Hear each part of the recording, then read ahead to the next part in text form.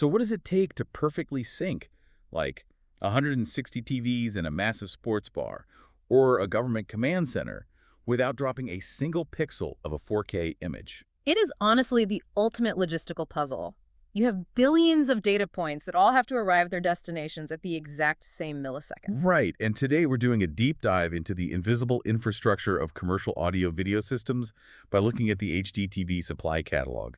We are specifically focusing on this highly specialized piece of gear, the DVIGear 40-meter Active Optical HDMI cable. Because when you look at something like a 160 by 160 Wolfpack modular matrix switcher, it's just, it's mind-boggling. Oh, completely. Okay, let's unpack this a bit. You see these 80 TV sports bar systems integrated directly with DirecTV apps, and it's like a digital air traffic control system. Yeah. But instead of planes, it's directing billions of pixels. Exactly, ensuring they all land on 160 different runways at the exact same time without colliding. Yeah, no collisions allowed. Because to manage that kind of massive video wall deployment, especially when you're running PIP and POP configurations across a sprawling venue, you need a heavy-duty matrix that can route any input anywhere instantly. Which brings up a pretty major physical deployment challenge. Yeah. I mean, pushing uncompressed 4K or even 8K data to dozens of screens scattered across a massive building requires serious cable runs. Oh, yeah, definitely. And I have to ask, why not just use a really long, thick copper HDMI cable? Because I know standard copper tops out around, maybe 15 meters before the 4K signal just starts dropping frames due to attenuation. Are integrators just stringing active repeaters every 50 feet? Well, no, because that's where things get really messy and highly prone to failure. What's fascinating here is that with copper, electrical resistance literally turns that high bandwidth data into heat over long distances. It just turns into heat. Yeah, it literally degrades into heat. The signal just falls apart. That is why the elegant solution here is the DVIGear DVI-2540-AOC. Right, the active optical cable. So instead of fighting electrical resistance, we're basically just switching to light. Precisely. At 40 meters, which is about 131 feet, this cable uses fiber optics. Instead of pushing voltage through copper, it relies on total internal reflection to bounce light indefinitely.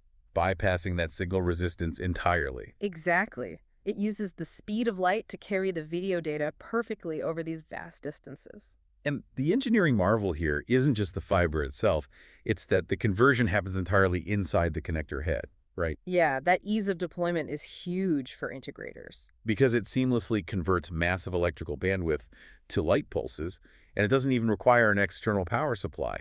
It lets you deploy military-grade fiber infrastructure as easily as plugging in a standard HDMI cord. Right, you get the speed of light without the headaches of traditional fiber termination or, having to hide those bulky external converters. Which makes sense why you don't just see these cables in massive sports bars. You see them in places where a dropped frame or a lost pixel is literally a national security issue. Oh, 100%. If we connect this to the bigger picture, when you look at the purchasing protocols listed for this gear, this exact same tech is slated for the federal GSA schedule and the NASA SEGLO-P program. Wait, really? NASA uses this? Yeah, and just to clarify for anyone listening who might not be deep into government procurement, SCWP is this massive government-wide acquisition contract for IT products. Right, and these cables meet the strict Trade Agreements Act, or TAA requirements that are needed for federal tech deployments. Exactly. It reveals a lot about the inherent reliability of this infrastructure. The optical fiber technology routing a Sunday football game perfectly to 50-bar TVs is the exact same hardware trusted for mission-critical command centers. It's so wild to think about. It really highlights how much of our modern world relies on invisible infrastructure.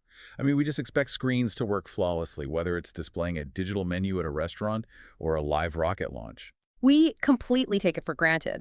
There are incredible hidden optical networks required to make modern, large-scale video displays function. We're talking about literal miles of fiber optic glass woven through the walls of our public spaces just to guarantee visual perfection. Well, so I'll leave you with this to ponder.